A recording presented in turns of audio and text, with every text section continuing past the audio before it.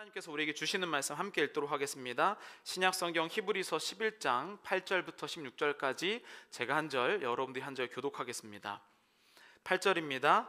믿음으로 아브라함은 부르심을 받았을 때에 순종하여 장래 유업으로 받을 땅에 나아갈새 갈 바를 알지 못하고 나아갔으며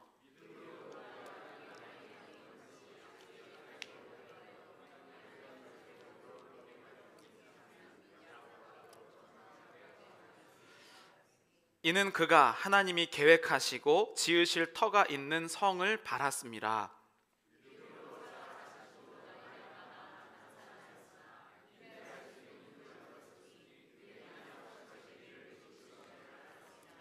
이러므로 죽은 자와 같은 한 사람으로 말미암아 하늘의 허다한 별과 또 해변의 무수한 모래와 같이 많은 후손이 생육하였느니라.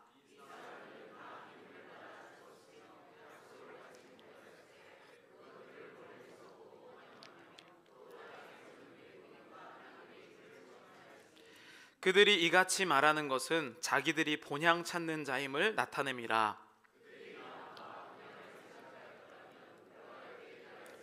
함께 읽겠습니다. 그들이 이제는 더 나은 본향을 사모하니 곧 하늘에 있는 것이라. 이러므로 하나님이 그들의 하나님이라 일컬음을 받으심을 부끄러워하지 아니하시고 그들 위하여 한 성을 예비하셨느니라. 아멘. 네.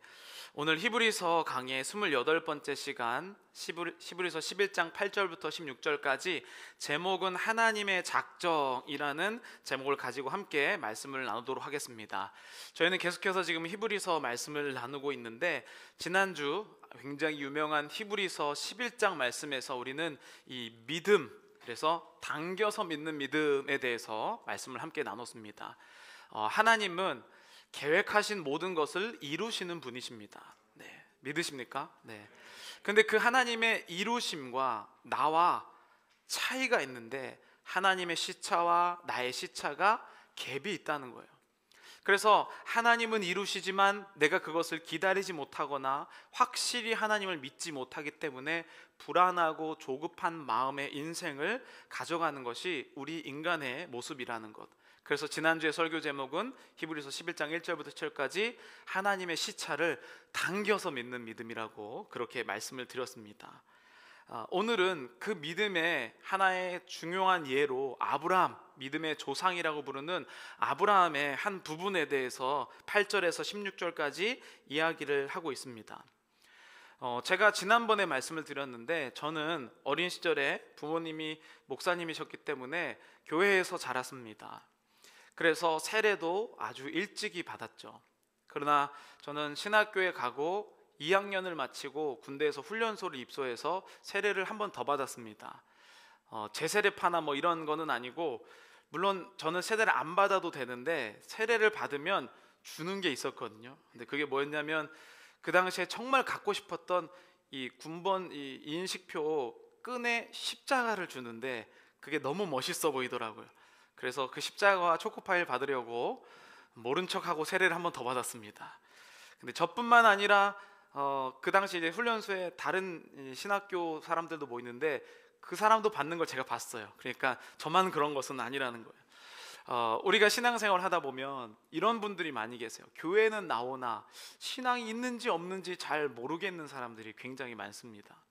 저도 이렇게 세례를 2번 받은 것처럼 이렇게 우리는 누군가 떠밀려서 신앙생활을 하는 것 같은 사람도 있고, 그리고 또 뭘 받으려고 신앙생활 하는 사람들도 있고, 여러 모양의 신앙생활이 있는 것 같습니다. 예전에 열심히 신앙생활을 했다가 지금은 못하시는 분도 계시고, 또 남성들 중에서는 이 아내분이 열심히 다녀서 제발 우리의 기도 제목이라고 해서 오신 분도 계시고, 여러분들이 계세요. 그래서 이게 자기 마음대로 온 건가 아니면 남이 시켜서 온 건가 잘 모르는 그런 사람들이 있습니다.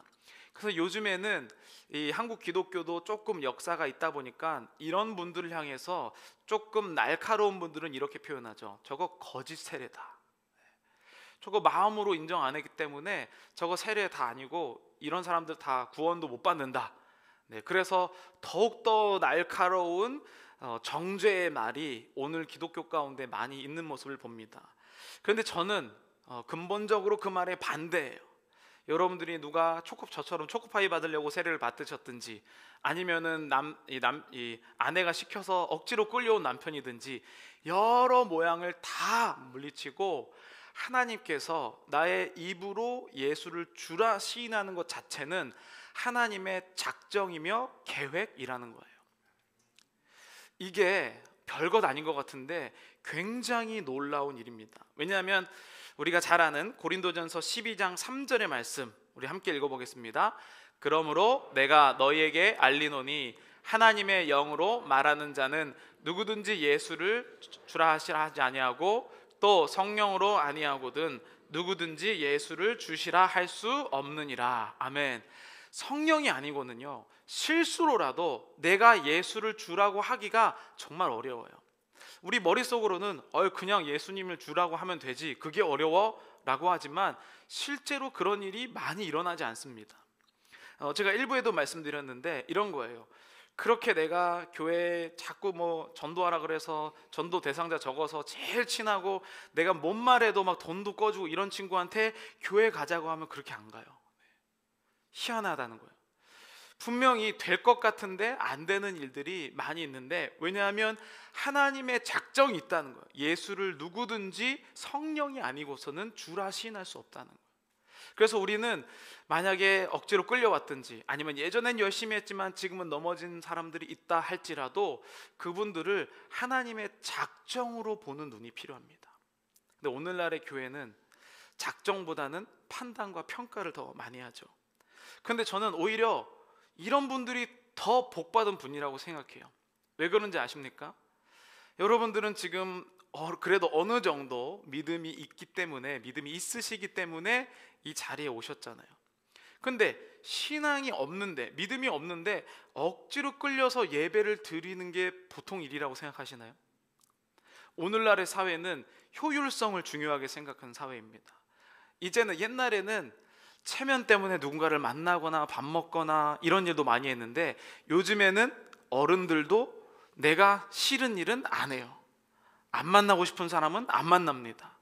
그런데 믿음이 없는 분이 주일에 예배 온다는 것 자체가 무엇이 기적입니까? 믿음이 있는 사람이 주일에 열심히 오는 게 기적이에요? 믿음이 없는데도 주일에 열심히 오는 게 기적입니까? 그렇기 때문에 저는 오히려 그분들이 정말 하나님의 복을 받으실 분이라고 생각을 해요. 왜냐하면 하나님 시체가 언제인지 모르기 때문에. 그분들이 지금 그렇게 보일지라도, 아니 내가 지금 하나님이 안 믿어지는 것 같다고 할지라도 하나님이 나를 언제 어떻게 사용하실지는 모른다는 거예요.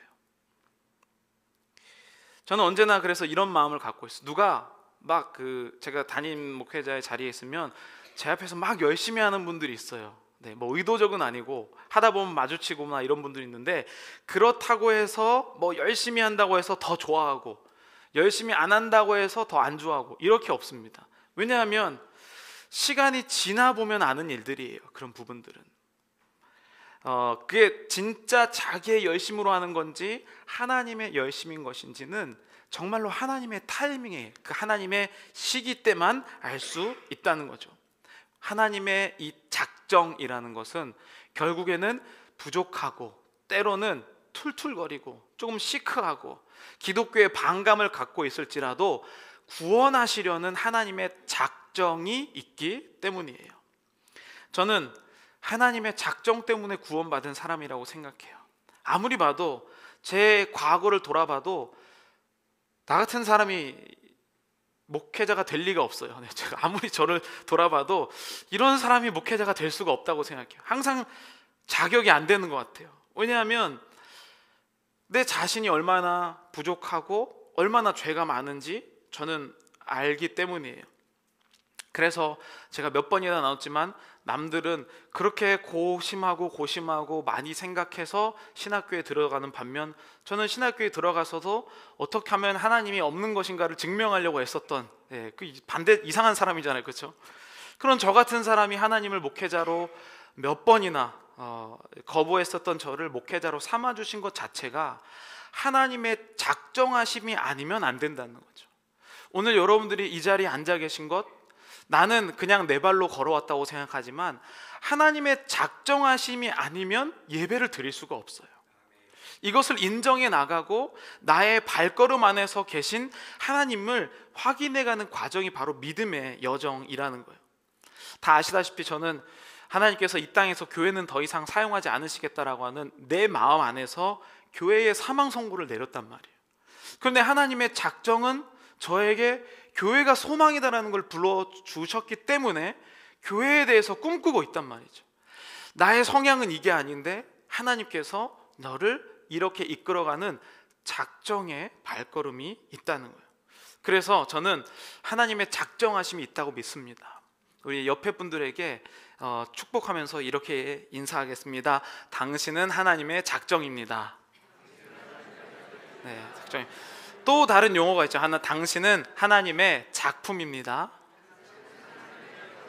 네.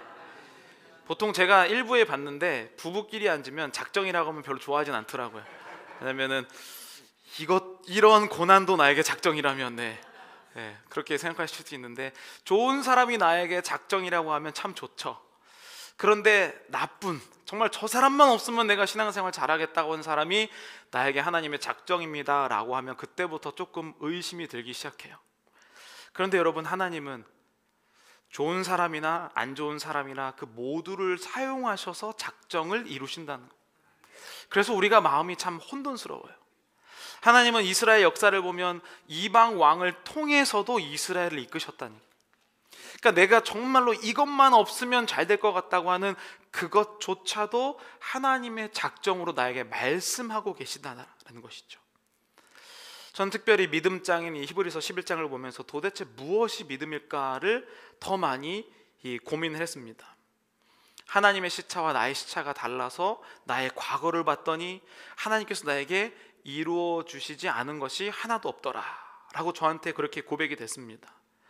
이제는 시들시들해 보이는 분들, 좀 반감을 갖고 있는 분들, 이런 분들을 봐도 예전에는 어떤 마음이 들었냐면 이거 저렇게 하면 안 되는데, 저분 저래서 안 되는 건데 하면서 제 판단의 시선과 머리가 막 돌아가요. 저렇게 하면 벌 받는데, 저렇게 하면 큰일 나는데, 이런 것밖에 안 보여요.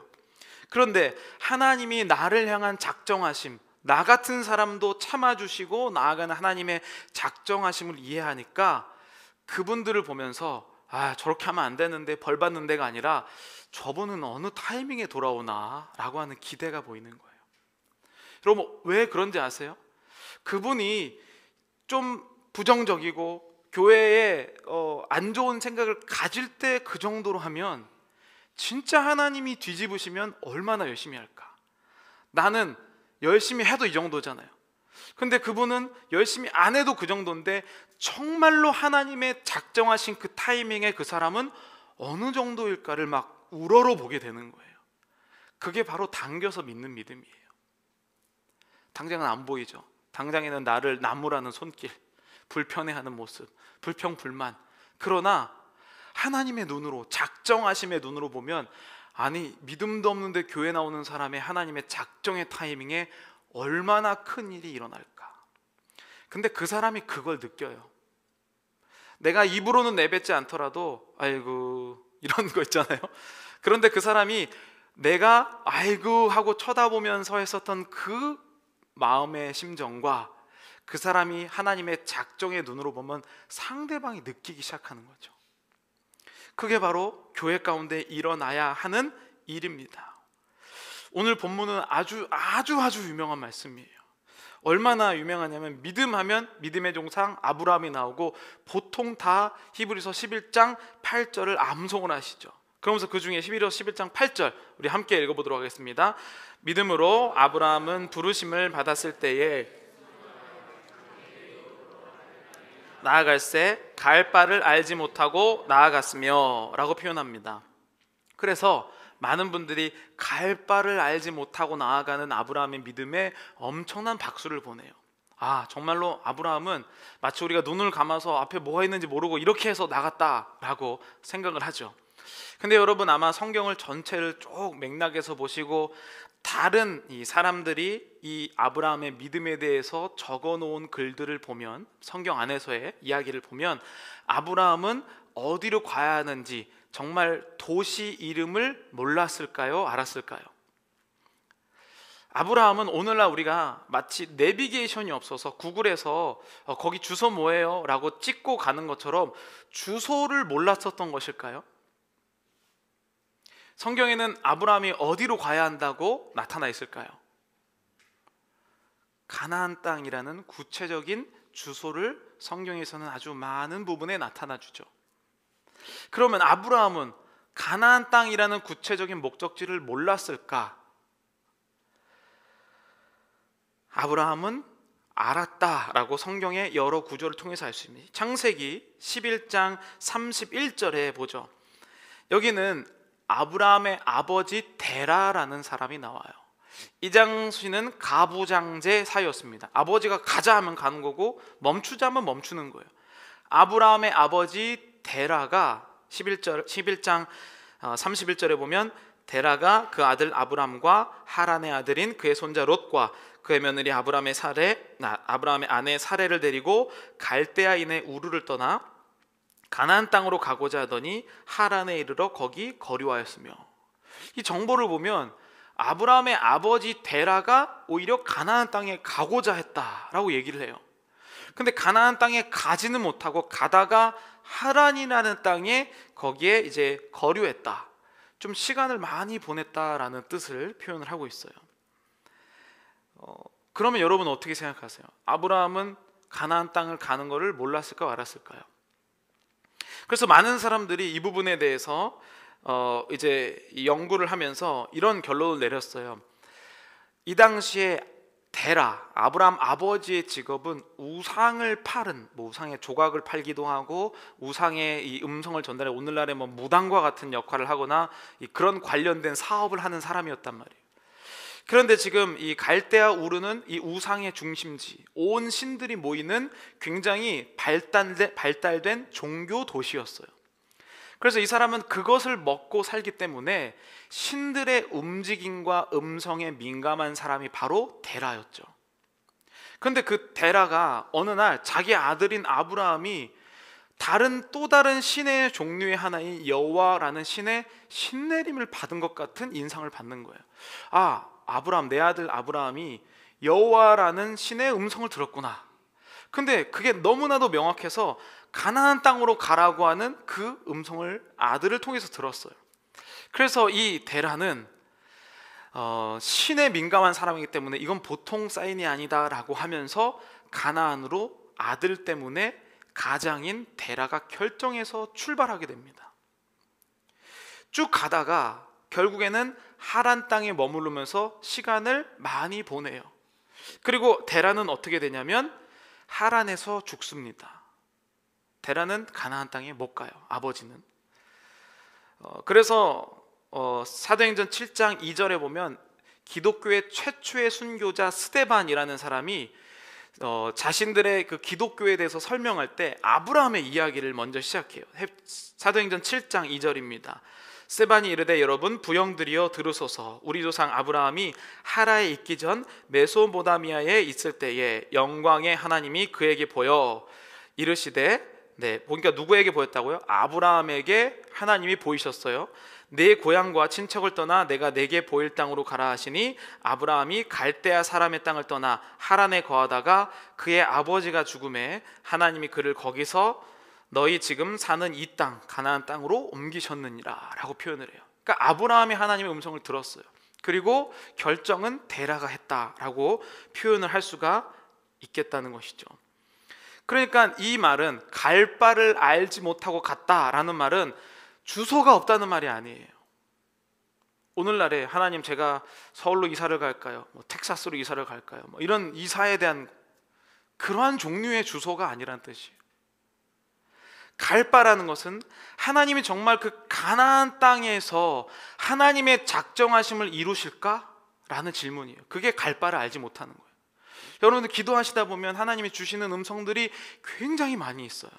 그런데 우리의 진짜 의심은 뭐냐면 그게 진짜일까요? 하나님이 정말 내가 거기에 가면 무언가를 이루실까?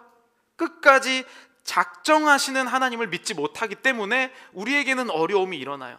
데라는 그것의 대표적인 이미지예요. 음성을 들었어요. 심지어는 출발도 합니다. 그러나 가나안 땅에 못 가고 하란에 거류한다라고 표현을 해요. 이 당시에 창세기 11장과 12장을 보면 사람의 이름이 그 이야기를 이끌고 있어요. 이름의 뜻이 이야기를 이끌어가요. 11장 29절 30절에 이렇게 아브람, 그리고 아내의 이름은 사레, 그리고 임신하지 못함으로 자식이 없었더라라고 표현해요. 아브람에서 나중에 아브라함으로 바뀌고 사레에서 사라로 바뀌죠. 아브람이라는 원래 이름 바뀌기 전의 뜻은 고귀한 아버지라는 뜻이에요. 사레는 나의 공주라는 두 뜻을 갖고 있었어요. 그런데 이 사람들이 자기 인생에 관련된 뜻을 갖고 있었죠. 고귀한 아버지, 나의 공주. 그냥 개인적인 패밀리에 대한 이름이에요. 그런데 나중에 아브라함과 사라는, 아브라함은 많은 무리의 아버지, 그래서 민족의 아버지가 된 것이고, 사라는 여주인으로 바뀝니다. 민족의 어머니가 된 것이죠. 이름에 바뀌는 것이 창세기 11장부터 17장까지 아주 큰 의미를 줘요. 그러면 아브라함의 아버지 데라 이름의 뜻은 무엇일까요? 데라 이름의 뜻은 체류하다, 지체하다라는 뜻이에요. 그 이름대로 되었죠. 그래서 하란에서 분명히 가나안 땅의 음성을 듣고 함께 출발했으나 그 아버지 데라는 이름처럼 체류하고 지체하다가 거기서 죽는 인생을 살게 돼요. 여러분들은 지금 신앙인이시죠? 예수님을 믿으시죠? 데라의 신앙생활 살고 계십니까? 아니면 아브라함의 믿음의 인생을 살고 계십니까? 들은 거예요. 아는 거예요. 걸음을 시작한 거예요. 오늘날 교회에 오시는 분들, 많은 분들이 들은 거고 아는 거고, 그래서 걸음을 걸어서 교회까지 오지 않습니까? 때로는 온라인으로 요즘엔 들으신 분도 계시고. 그런데 여기에 차이점은 뭐냐면 작정하심에 대한 믿음이 확실치가 않은 거예요. 지난주에 나눴던 것처럼 하나님 1위, 돈 2위, 명예 3위, 자식 4위 이렇게 가다가 하나님이 완전한 1위가 아니기 때문에 위기만 오면 하나님이 10위 내가 돈 1위, 자식 1위, 이렇게 매번 내 마음의 순위가 바뀌는 것. 데라가 아마 그 체류함과 지체함의 마음, 그게 바로 우리 기독교인들의 현실적인 모습이라는 거예요. 자, 그래서 지도를 한번 보겠습니다. 지도 한번 볼게요. 여기 보면 아브람 맨 밑에 보면 우루 써 있죠. 그리고 쭉 따라 올라가면 하란 가운데, 정가운데 보이시죠? 그리고 가나안. 자, 우루와 하란 사이의 거리가 깁니까? 하란과 가나안 사이의 거리가 깁니까? 우루부터 하란이 더 멀어요. 네. 그러니까 지금 데라와 아브라함은 더 먼 길을 올라간 거예요. 우루부터 하란이 더 긴 길이에요. 그런데 하란 앞에서 멈춰서 가나안을 못 갔거든요. 그 지도를 다시 보면요, 거기 그렇게 나와요. 하란이라고 쓴 글씨 앞에 뭐가 이렇게 선으로 있잖아요. 그 선이 뭡니까? 강입니다. 강. 강을 못 넘는 것이라고 표현해요. 왜 강을 못 건넜을까? 당시 사회는 강 주변으로 도시나 나라가 만들어졌기 때문에 강을 건넌다는 건 이제 정말로 이 땅을 떠난다는 뜻이에요. 문화가 바뀐다는 뜻이죠. 이민 간다, 완전히 국적을 바꾸다라는 게 바로 하란에서 가나안 땅의 일이에요. 오늘날 많은 사람들이 문화적으로 교회에 오잖아요. 그렇죠? 다 하란까지만 오는 거예요. 근데 문화적으로 가깝지만 강을 못 건너요. 하나님이 온전히 내 인생의 주인이 못 되시는 거죠.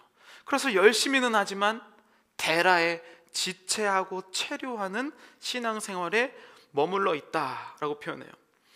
그래서 여러분, 오늘 본문을 보시면 이 아브라함의 믿음의 진짜 시작, 내 본토 친척을 떠나라, 아비와 떠나라는 것은 바로 아버지가 죽은 시간부터 시작돼요. 사도행전 7장 4절 우리 함께 보겠습니다. 아브라함이 갈대아 사람의 땅을 떠나 하란에 거하다가 그의 아버지가 죽음에 하나님이 그를 거기서 너희 지금 사는 땅으로 옮기셨느니라. 이 말씀 잠깐 띄워주세요. 보세요. 언제 아브라함은 진짜 믿음의 여정을 걷냐면 지체하는 데라가 죽었을 때, 그때. 근데 이 표현을 잘 보세요. 아버지가 죽음에 아브라함이 걸어갔습니까? 아니면 하나님이 그를 거기서 옮기셨어요. 하나님의 작정이에요. 그러니까 아브라함이 그래 이제부터 내가 결단했다가 아니라 하나님의 작정 안에서 움직이고 있는 아브라함을 후손들은 기억하고 있다는 뜻입니다. 여러분은 어떠한 신앙생활을 살고 계시나요? 나는 데라입니까? 아브라함입니까? 나는 완전히 건넜습니까? 아니면 걷는 신용하고 지체하고 있습니까? 거기에 가고 나서 하나님께서 11장에 이제 데라가 죽어요. 그리고 12장에 창세기 12장으로 딱 넘어가면 하나님이 아브라함에게 똑같이 두 번째 나타나세요. 창세기 12장이 처음 나타난 게 아니죠. 왜냐하면 가나안 땅으로 가라고 한 게 첫 번째 나타난 것이고 창세기 12장 2절에 하나님 두 번째 나타나시는데 아주 유명한 말씀을 함께 읽어보도록 하겠습니다. 2절 3절 내가 너로 큰 민족을 이루고 내게 복을 주어 내 이름을 창대하게 하리니 너는 복이 될지라 너를 축복하는 자에게는 내가 복을 내리고 너를 저주하는 자에게는 내가 저주하리니 땅의 모든 족속이 너로 말미암아 복을 얻을 것이라 하신지라. 아멘. 하나님의 작정은 이게 안 믿어지는 거예요. 이거 가나안 땅 가라 갔습니다. 그게 아니고 가나안 땅에 가면 정말 내가 복의 근원이 될 것인가? 정말 나를 축복하는, 내가 축복하는 자는 복이 받고 나를 저주하는 자는 저주를 받을 것인가? 이 하나님의 작정하심이 믿어지지 않는 상태. 내가 하나님 주여 믿겠습니다 이게 아니고 하나님이 나에게 약속하신 것이 실제로 그 작정이 나에게 믿어지느냐, 끝까지 믿어지느냐는 얼마나 많은 어려움들이 있겠습니까? 눈에 보이지는 않는데 지금 75세의 이 말씀을 받거든요. 창세기 2장 4절에 보면 75세의 이 말씀을 받아요. 근데 여전히 사라는 잉태하지 못하고 자식이 없어요. 근데 민족을 이루고 복을 받고 이게 믿기시겠냐는 거죠. 그러니까 아브라함이 갈 바를 알지 못했다는 것은 정말 가나안 땅에서도 하나님이 진짜 여호와 하나님이 그렇게 강력한 분이신가라는 하나님의 전지전능 위대하심에 대한 갈 바를 알지 못했다는 뜻이에요. 우리 인생이 똑같지 않습니까? 왜 우리가 이론적으로 몰라요? 하나님은 내 마음에도 계시고 어디든지 계신다. 근데 우리가 못 믿는 건 뭐예요? 하나님이 진짜 내가 이 순간에 정말 전지전능하신 분이라는 그 갈 바를 모르는 거잖아요. 그래서 위기의 순간만 되면 하나님을 못 믿으니까 다른 보험을 찾아 움직이잖아요. 더 강력한 나를 붙잡아줄 존재. 그게 바로 갈 바를 알지 못하는 상태예요. 그럼 여러분들은 지금 갈 바를 아는 상태입니까? 알지 못하는 상태입니까? 그래서 창세기는요, 이 모든 이 구절을 어떠한 막 그 아브라함의 뛰어난 부분에 대해서 전혀 이야기하지 않아요. 그 대신 아브라함의 뛰어난 점 단 하나를 밝히는데 창세기 12장 4절 이 2절 3절의 복을 들은 아브라함이 이렇게 고백합니다. 창세기 12장 4절 함께 읽겠습니다. 이에 아브라함이 여호와의 말씀을 따라갔고 롯도 그와 함께 갔으며 아브라함이 하란을 떠날 때 75세였더라. 자, 말씀 보세요. 이에 아브라함이 뭘 따라갔죠? 말씀. 그게 작정한 하나님을 믿은 자의 모습이에요. 하나님 될 만하니까 된 것을 기도하는 게 아니에요. 하나님 요즘에 이게 대박 터질 것 같은데 이 부분에 대해서 제가 좀 깊이 알기를 원합니다. 이게 아니고 하나님의 그냥 약속과 말씀을 따라간 거죠. 그게 작정한 사람의 인생입니다. 말씀에 해당하는 이 히브리어는 다바르라고 하는 원어를 사용하는데 명령이에요. 그냥 묻고 따진 게 아니에요. 하나님 이게 정말 될까요? 이게 될 만한 법한 일입니까? 라고 물어보지도 않고 그냥 하나님의 명령을 순종한 것을 바로 말씀을 따라갔고 라고 표현을 하고 있다는 거예요. 이것을 오늘 본문 이제 이 창세기에서 히브리서로 다시 돌아오면 히브리서 11장 9절 10절에 이것을 이렇게 표현합니다. 믿음으로 그가 이방의 땅에 있는 것 같이 약속의 땅에 거류하여 동일한 약속을 유업으로 함께 받은 이삭 및 야곱과 더불어 장막에 거하였으니 이는 그가 하나님이 계획하시고 지으실 터가 있는 성을 바랐습니다. 자, 이 본문 잠깐만 띄워주시면 잘 보세요. 여기에 보면 이 장소에 대해서 두 개의 표현이 나와요. 뭐냐면 하나는 9절에 보면 지금 아브라함은 명령을 받을 때에 장막에 거하는 사람이라고 표현해요. 장막. 오늘날 용어로는 텐트, 이동식 주택. 그런데 그는 무엇을 봤습니까? 10절에 보면 성을 봤어요. 현실은 장막이에요. 애도 없고 지금 유목민에다가 아무것도 없어요. 근데 그가 받은 약속은 성, 움직이지 않는 것, 고정된 것. 하나님의 작정을 믿은 사람이 바로 이러한 눈으로 살아간다는 거예요. 여러분, 우리가 뭐가 없습니다. 그렇기 때문에 성이 보여야 하는 것이죠. 성이 보이는 사람은 성이 볼 필요가 없어요. 그래서 교회는 죄인들, 아픈 사람들, 없는 사람들, 이런 사람들이 위로를 받을 수밖에 없는 게, 나는 여전히 장막이지만 성에 계시는 하나님을 기대하기 때문이에요. 작정하심에 대한 하나님.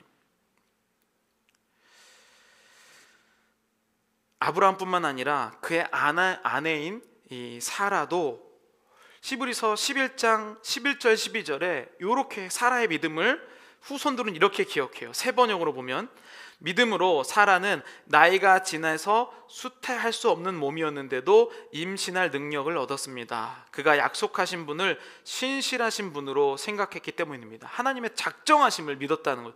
그래서 죽은 사람이나 다름없는 한 사람에게서 하늘의 별과 같이 많고 바닷가의 모래와 같이 셀 수 없는 많은 자손이 태어나게 되었습니다. 결국 하나님의 작정대로 그의 이름이 되었은 거예요. 하나님의 작정대로. 정말 볼품없는 사람, 아이를 70세까지도 못 낳은 사람이 90세에 그때의 아들을 낳게 되는 하나님의 작정하심으로 온전히 되었다. 근데 저는 이 후손들이 기억하는 아브라함의 아내 이 사라가, 아브라함의 아내 사라의 신앙을 이렇게 표현하는 게 너무 감동스러웠어요. 뭐냐면 12절에 아까 죽은 사람이나 다름없는 한 사람. 사라는 죽은 사람이나 다름없는 사람이라고 스스로 여겼다는 거예요. 이 땅에서 내가 대우 못 받고 힘들고 어려웠다는 거예요. 그랬기 때문에 하나님의 신실함을 기대할 수 있었다는 거죠. 여러분, 이 땅에서 하나님이 내가 뭐 좀 잘한다고 사용한다고 전혀 생각하면 안 됩니다. 저는 아직도 제가 아까도 말씀드렸지만 왜 하나님이 나를 사용하는지 이론적으로 찾을 수가 없어요. 그렇죠? 왜냐하면 하나님의 작정하심이기 때문이에요. 여러분들의 인생도 마찬가지입니다. 이론적으로 그래, 나는 공부를 잘하니까, 나는 똑똑하니까, 나는 열심히 하니까, 나는 좀 기술이 있으니까, 나는 좀 예술적인 분야에 뭔가 좀 있으니까, 이래서 하나님이 사용한다고 생각하시면 안 됩니다. 죽은 사람과 다름없기 때문에, 내가 죄에 대해서 죽고 나의 자존심에 대해서 죽었기 때문에 하나님께서 사라를 민족의 어머니로 사용하셨다는 거예요. 하나님의 작정이 이루어진 것이지 자기의 잘남이 나간 것이 아니라는 뜻입니다. 그러면서 오늘 본문 마지막 히브리서 11장 15절 16절 세 번역으로는 이렇게 이야기합니다. 우리 함께 읽어보도록 하겠습니다. 15절입니다. 그들이 만일 떠나온 곳을 생각하고 있었더라면 돌아갈 기회가 있었을 것입니다. 그러나 사실은 그들은 더 좋은 곳을 동경하고 있었던 것입니다. 하나님께서는 그들의 하나님이라고 불리는 것을 부끄러워하지 않으시고 그들을 위하여 한 도시를 마련해 두셨습니다. 저는 이 본문을 읽으면서 보통 목요일 저녁에 이제 주일 말씀을 거의 마무리를 하는데 16절을 읽으면서 정말 많이 울었어요. 왜냐하면 이 표현 때문에 그래요. 그래서 하나님께서는 그들의 하나님이라고 불리는 것을 부끄러워하지 않으시고, 이 표현이 말씀을 준비하는데 저한테 너무나도 다가오는 거예요. 왜냐하면 나는 나를 아니까, 내가 얼마나 부족한 사람이고 얼마나 죄가 많고 얼마나 연약한 사람인지를 아는데, 근데도 하나님이 나의 하나님이라는 것을 부끄러워하지 않으신다라는 게 저한테 너무 큰 위로가 되는 거예요. 여러분, 세상 사람 중에 물론 일반 사회에도 그렇겠지만 교계에도 마찬가지인데 꼭 누구를 아냐는 질문을 많이 받아요. 그렇죠? 뭐 미국에 있는 사람이 한국을 갔다든지, 한국에 있는 사람이 미국이 온다든지, 아니면 교역자가 뭐 교회를 찾는다든지 이러면 그 사람 아냐고 참 물어봐요. 그런데 그렇게 친했던 그 사람의 문제가 생기잖아요. 그러면 모르는 사람이 돼요. 매주 만났던 그 사람이 사회적으로 지탄을 받고 있을 때 정말 예외 없이 사람들은 나를 모른다고 해요. 그게 우리 인간의 성향 아닙니까? 있는 만큼만 인정해주는 사회. 여러분들이 지금 여기 멀쩡하게 이렇게 있지만 만약에 여러분들의 어떤 어려움 때문에 사람들에게 공격당하고 있을 때 정말 나를 친한 사람이라고 부끄러워하지 않을 사람이 내 인생에 얼마나 있을까요? 예전에는 그렇진 않았지만 요즘에는 그렇게 되면 이 부부 사이도 갈라서게 되잖아요. 정말 나를 자녀와 부모님 사이도 부끄러워하면서 갈라지게 되고, 그게 인생이라는 거죠. 저는 이 말씀을 읽으면서 그럴 때도 하나님은 나를 부끄러워하지 않으시겠구나. 유일한 존재, 그 하나님이 보는데 내가 초라하기 때문에 더 기쁘더라고요. 내가 만약에 잘난 사람이라고 하나님 앞에 섰으면 그것 때문에 하나님 날 예뻐하시는구나 라고 생각했을 텐데, 내가 초라하니까 이 초라한 나를 부끄러워하지 않은 하나님이 너무 감사한 거예요. 여러분들에게 이러한 마음이 있으십니까? 그게 믿음의 작정으로 들어왔다는 거예요. 이 창세기 12장에서 하나님께서 이렇게 약속을 해주시죠. 내가 너를, 아까 뭐라고 했죠? 내가 너로 큰 민족을 이루고 내게 복을 주어 내 이름을 창대하게 하리, 너는 복이 될지라, 이렇게 얘기해주고, 그건 정말 먼 미래인데 당장 3절은 너를 축복하는 자에게는 내가 복을 내리고 너를 저주하는 자에는 내가 저주하리니, 이런 하나님이 약속을 해주셨어요. 근데 여러분, 이 약속을 딱 받자마자 오늘 이 창세기 12장 10절에 되면, 아까 2절 3절이잖아요. 10절 딱 되면 아브라함이 어떻게 되는지 본문 보여주시죠. 그 땅에 어디입니까? 가나안에 갔어요. 그 땅에 기근이 들었으므로 아브라함이 애굽에 거류하려고 그리로 내려갔으니 이는 그 땅에 기근이 심하였습니다. 하나님의 약속은 어디였어요? 가나안. 하나님의 작정을 믿어야만 해요. 아브라함은 형편없는 사람이에요. 방금 하나님께 그 약속을 받아놓고 믿음으로 그렇게 작정한다고 하나님 믿어놓고 기근이 오자마자 바로 바뀌어서 애굽으로 갑니다. 바로 바뀌어요. 우리 인생 아니에요? 교회 와서는 막 뜨겁게 하나님 찬양할 처럼 하나님이 전부입니다 얘기해놓고 누가 나 미워한다는 얘기 한마디 듣자마자 하나님 없다고 원망하고, 내 사업이 풀리지 않자마자 하나님은 없다고 더 유력한 사람 쫓아다니고, 엄청 부족한 사람이었다는 거예요. 여러분, 우리가 하나님 앞에서 뭘 그렇게 우리가 인정받기를 원하십니까? 하나님은 부족하기 때문에 나의 하나님이신데, 기근이 있기 때문에 하나님이시라는 거예요. 근데 아브라함은 기근이 있을 때 바로 애굽으로 가버렸어요. 근데 여러분, 어떤 일이 일어나는지 아십니까? 우리 같으면 어떨 거예요? 야, 약속을 저버린 저 부족한 사람 내쫓아야겠죠. 그런데 여기서 애굽으로 가자마자 어떤 사건이 생깁니까? 아내를 누이라고 하는 사기까지 친단 말이에요. 근데 어떻게 됐어요? 아브라함이 욕먹었습니까? 아브라함이 벌을 당했나요? 누가 벌 받았는지 아시죠? 아니, 잘못은 아브라함이 했는데 벌은 바로가 받는단 말이에요. 이게 무슨 뜻이냐면, 창세기 12장 3절 너를 축복하는 자에게는 복을 주고 너를 저주하는 자에게는 저주가 일어난다는 게 바로 일어난 거예요. 바로. 왜? 하나님의 작정하심을 이루려고. 창세기 12장 17절에 첫 번째 하나님을 배신한 아브라함에게 이런 일이 생기죠. 여호와께서 아브라함의 아내 사레의 일로 바로와 그 집에 큰 재앙을 내리신지라.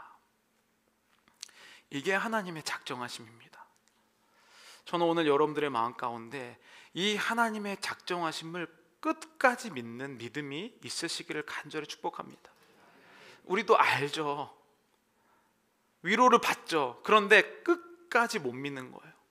그래서 아브라함은 이 첫 번째 창세기 12장의 복을 두 번째 나타나셔서 약속을 하고 복을 받자마자 내가 잘못했는데도 하나님이 다른 사람을 벌하신 모습을 보면서, 와, 하나님이 진짜 있는 분이구나라는 것을 1차로 배웠어요. 제가 지난번에 말씀했지만 한 5차까지도 이런 일들이 계속 일어납니다. 잘못한 그 사람을 하나님이 진짜 작정하셔서 믿음의 조상을 만드신다는 거예요. 여러분, 이 하나님이 나에게는 없다고 생각하세요? 이 하나님이 지금 여러분들을 똑같은 눈으로 바라보고 계시다는 거예요. 작정하시는 하나님. 내가 사람들에게 손가락질 당할 때도 부끄러워하지 않은 하나님이 여러분들을 위해서 작정하고 계획하고 계시다는 겁니다. 저는 찬양하기를 원합니다. 근데 제가 찬양을 하면서 오늘 찬양의 이 가사, 하나님 한 번도 나를, 가사를 띄워주시면요, 제가 보통 아침에, 주일 아침에 일어나면 결단 찬양을 틀고 막 샤워를 먼저 하거든요. 근데 오늘 이 찬양의 가사를 보는데 이 한 문장이 안 넘어가더라고요. 하나님 한 번도 나를 실망시킨 적이 없으시고 하는데, 여러분 정말 하나님이 여러분들을 실망시킨 적이 한 번도 없으십니까? 이게 안 넘어가는 거예요, 제 마음속에서. 왜냐하면 저는 이런 생각이 있었거든요. 하나님이 좋을 때도 있고 안 좋을 때도 있고. 근데 오늘 이 말씀을 하나님의 작정에 대해서 전해야 되는데, 돌아보니까 하나님이 해줄 때도 있고 안 해줄 때도 있는 그 마음이 저에게 있더라고요. 그러니까 저는 하나님의 작정을 온전히 못 믿었던 것이죠. 내가 믿을 만한 곳에서. 그러니까 제 신앙의 수준이 예전보다는 자랐으니까 조금 더 하나님을 잘 믿는 모습은 보이겠죠. 근데 하나님 한 번도 나를 실망시킨 적 없다라고 하는 게 가사 앞에서 너무 부끄러운 거예요. 여러분들은 어떠십니까? 정말 우리는 입으로는 하나님의 작정하심을 믿습니다, 계획하심을 믿습니다라고 하는데 진짜입니까? 하나님 한 번도 나를 실망시킨 적 없고, 두 번째 줄에 가사를 넘겨두시면 언제나 공평과 은혜로 나를 지키셨대요. 여러분, 하나님 공평하다고 생각하세요? 이게 안 믿어지는 거예요. 하나님 공평하면 나랑 똑같이 출발했었던 사람 지금 나랑 똑같이 돼야죠. 저 사람은 저렇게 잘 되고 있는데 나는 왜 이 정도입니까? 이게 가사 하나하나가 너무 부끄럽더라고요. 저는 오늘 이 찬양을 하면서 그래서 여러분, 믿음이라는 거예요. 작정하심을 믿는 믿음. 아브라함 같은 그 약속을 받자마자 실수하여서 넘어진 그 사람도 오히려 바로가, 저주하는 자를 저주하는 그 바로가 어려움을 당한 것처럼 정말 나는 그 하나님이 내 안에 계시다. 그 작정이 우리가 오늘 믿음으로 하나님께 고백하기를 원합니다. 함께 찬양하시겠습니다. 하나님 한 번도 나를 실망시킨 적 없으시고, 하나님 한 번도 나를 실망시킨 적 없으시고, 언제나 공평과 은혜로 나를 지키셨네. 언제나 공평과 은혜로 나를 지키셨네. 다시 한번 고백하겠습니다. 하나님 한 번도 나를, 하나님 한 번도 나를 실망시킨 적 없으시고, 언제나 공평과 은혜로 나를 지키셨네. 오 신실하신 주, 오 신실하신 주, 오 신실하신 주, 오 신실하신 주, 내 너를 떠나지도 않으리라. 내 너를 떠나지도 않으리라. 내 너를 버리지도 않으리라. 약속하셨던 주님, 그